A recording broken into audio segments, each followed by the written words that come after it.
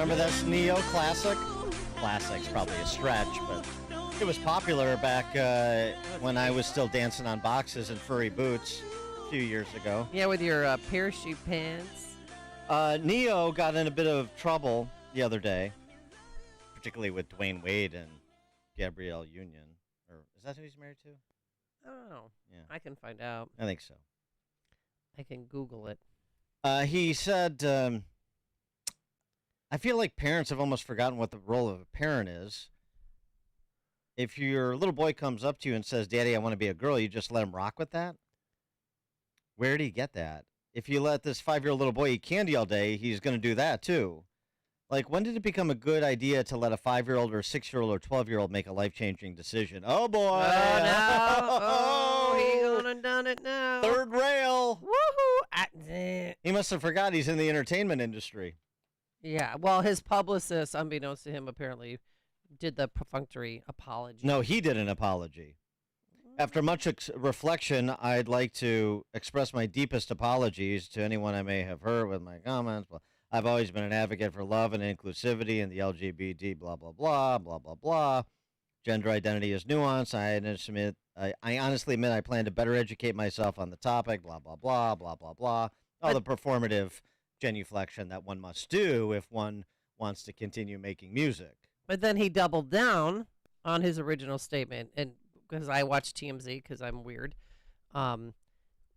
he did claim that he had nothing to do with that statement. But here it is. If my opinion offended somebody, yeah, sure, I apologize for you being offended because that wasn't my intention. My intention is never to offend anybody. However, I'm entitled to feel how I feel. Yep. I'm absolutely entitled to feel how I feel the same way you are entitled to feel how you feel. Yeah, I wish don't you know, would not use in Hollywood. wish you use the word think instead of feel. I would like a restatement of his view then. I mean, that's not bad, but I'd like a restatement of his view. But anyway, it's more relevant. It's just yet another example of the sort of totalitarianism that's attendant to identitarian politics. Oh, and by the way, hardly the only recent case.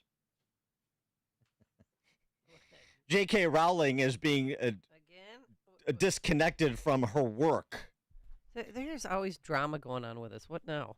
Not on her end. No, just I on know, but these totalitarians that are afoot. they won't leave her alone. Just back off and move on.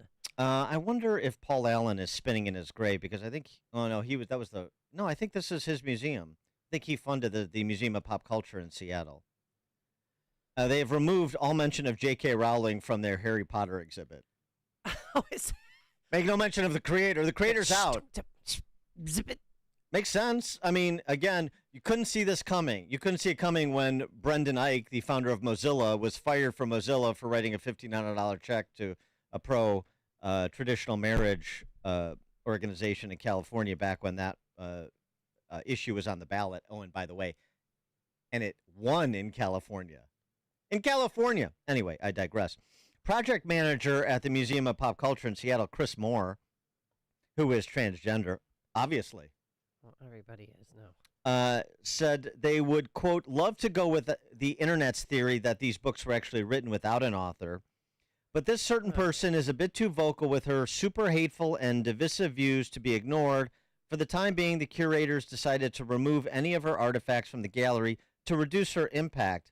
It's not a perfect solution, but it's what we were able to do in the short term while determining long-term practices.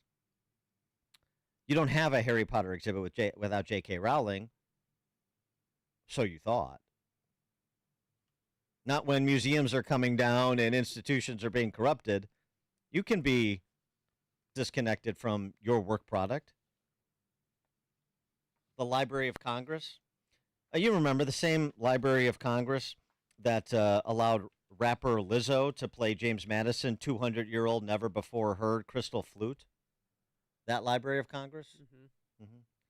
They issued an apology yesterday on social media to Casey McQuiston, who's a female who identifies as queer and non-binary.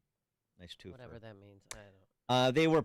They were promoting, the Library of Congress was, of course they were, promoting her new book, Red, White, and Royal Blue, which is a novel about a feud between the son of a U.S. president and a British prince that turns into a gay romance. Of course it does. The apology, even though McQuiston actually uses gendered pronouns in her own books, she uses the they, them language, and the Library of Congress would like her and everyone else to know that, quote, we deeply apologize to Casey McQuiston for using incorrect pronouns for them in our last post, and she'll be signing books and blah, blah, blah, blah, blah about our conversation and so on and so forth. Mm-hmm. Yep, that's where it's at. That is where it's at. For more on where it's at, we're pleased to be joined by Brendan O'Neill, chief political writer at Spiked, spikedonline.com, and author of the recently released A Heretic's Manifesto, Essays on the Unsayable. Brendan, thanks for joining us again. Appreciate it. Hi, how's it going? Good. Of course, J.K. Rowling, Neo, the Library of Congress, these anecdotes come as no surprise to you. No, not at all. I mean, it does show that the trans madness is not going to go anywhere. It's not going to go away soon, is it? It's still all around us. It's still impacting on everyday life. I think what we're seeing is just the extreme level of intolerance in this kind of political campaigning. I mean, they are literally erasing J.K. Rowling now because they find her so bigoted and detestable because she understands biological science. She understands that there are men and there are women and that they are different things. For that, she has to be treated like a witch. She's essentially witch hunted, cancelled. But Brendan, we're having a hard time hearing you there for a second. Sorry, you were fading out there for a second about when you were talking about J.K. Rowling. Yeah, J.K. Rowling is treated now as a witch, I think. That's how she is seen by these kinds of campaigners, by the gender lobby. She is seen as this unspeakable demonic figure simply because she holds perfectly reasonable views that the vast majority of your listeners and the vast majority of ordinary people will agree with, which is that biology is real, a man is not a woman, women should have their own spaces in certain situations, and blokes should not go in. I mean, these are reasonable views. And what Neo said was a reasonable view, and referring to a young woman as she rather than they is also a reasonable thing to do. We have to defend these reasonable points that people are making and really push back against the idea that any of these comments are in any way bigoted. In Britain, I read this piece in the Atlantic, so take that into consideration. But the piece argues that the gender war is over in Britain, where you are, because the Labour Party has disassociated itself with radical postmodern ideas. They're still fully in and adopting the nomenclature and the views and prattling on endlessly about tolerance while practicing intolerance. But Helen Lewis writes, the new leader of the Labour Party distanced himself from the radical postmodern idea that the distinction between male and females is a social construct and that biology has nothing to do with women's historical oppression. So the idea that this will continue unabated and we can't achieve some sort of common ground is the argument by Helen Lewis. Britain is finding a way. Is that true? I don't agree at all. I saw that piece. I think it's written, sorry to use woke language, but I think it's written from a pretty privileged position of a journalist who has a comfortable life, writes for The Atlantic and so on. But if you look at what many women are having to go through in their workplaces, for example, where they feel unable to speak up on these issues because they might be sacked, they might actually lose their livelihoods, or the way in which numerous workplaces now have open toilet policies, which means that a man who identifies as a woman can go into the women's bathroom. That makes women feel uncomfortable. In schools in the UK, there are now gender-neutral toilets to avoid offending small numbers of trans-identifying school kids. And that means that in some schools, girls are not going to the toilet all day long because they are embarrassed. And for a teenage girl, that's a real serious problem if they feel they cannot go to the bathroom. So all of these things are still happening. Just because Keir Starmer, the leader of the Labour Party, has said one or two mildly reasonable things on this issue does not indicate a sea change in this problem in the United Kingdom. So I think that's wishful thinking. And let's remind ourselves that just a few months ago, Keir Starmer was saying that 99.9% of women in the UK don't have a penis, which means he thinks that 0.001% 0.01% of them do, which someone worked out is about 100. Someone worked out that it's about 100,000 people. So he thinks 100,000 women in the UK have penises. So this is not a rational politician, and he could very easily flip back to that position. So I think we shouldn't get ahead of ourselves in thinking that Pun wokeness is- intended. Yeah. Yeah. All right. I want to get your take on this too. You're an equal opportunity cultural critic. You go after Ben Shapiro Yeah. and others who are critical of the Barbie movie. Do tell.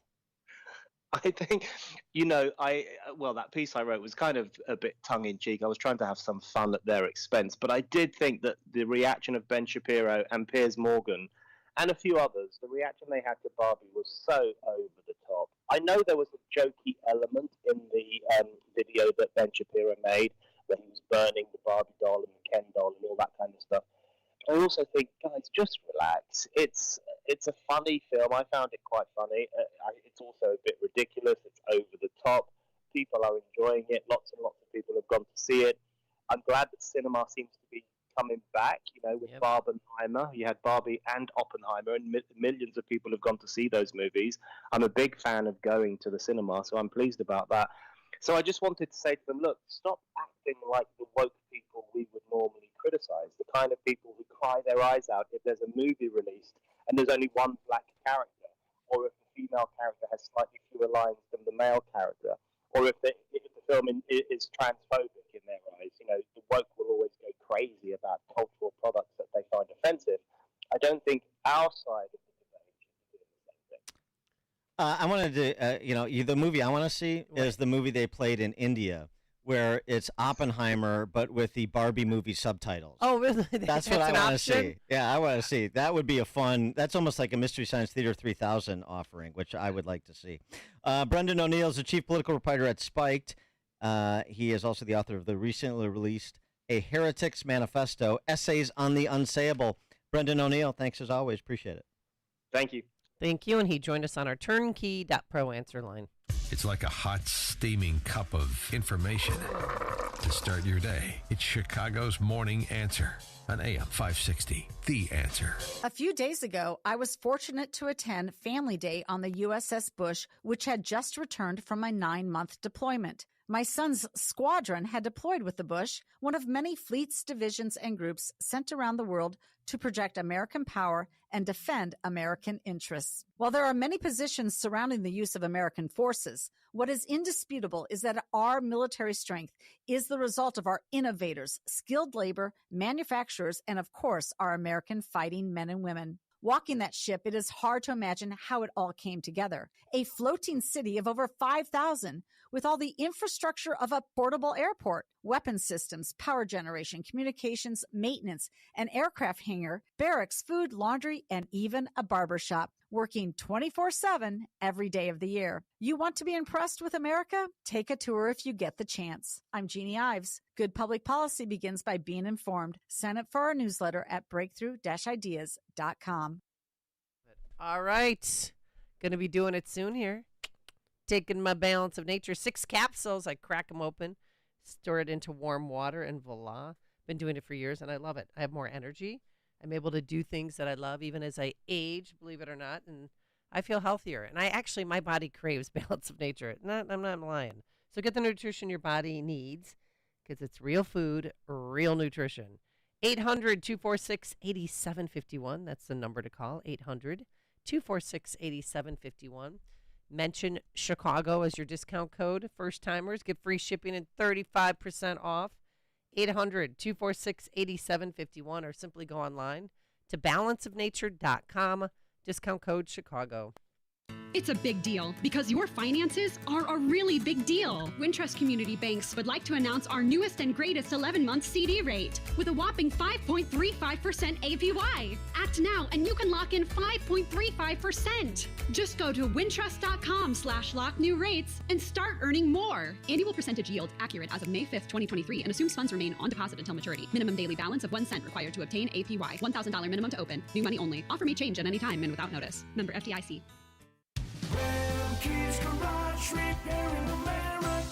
Are you a driver of a Ford Power Stroke diesel engine? Tired of taking your Ford Power Stroke diesel in to be misdiagnosed or paying for repairs that don't fix the problem? Well, bring your vehicle to the diesel headquarters, Remke's Garage.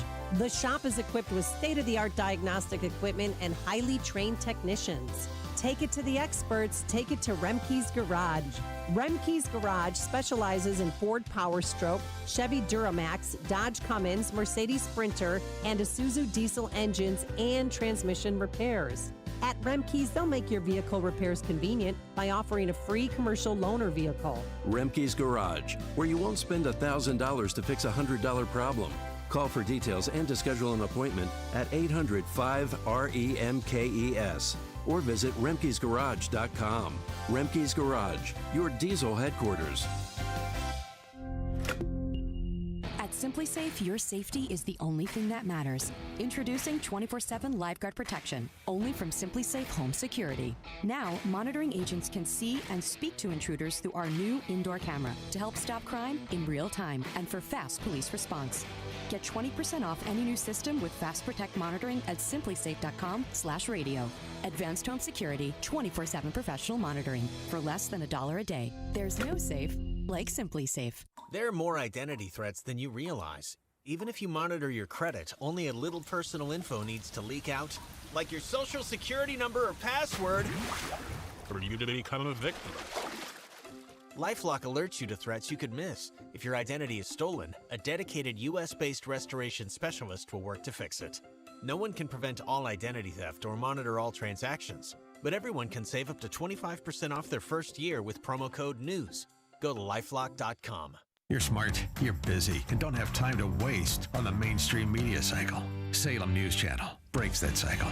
Topics that matter from hosts worth watching. Dinesh D'Souza, Andrew Wilkow, Brandon Tatum, and more. Open debate and free speech you won't find anywhere else. Salem News Channel, not like the other guys. Watch anytime on any screen, free 24/7. Find everything you need to know at SNC.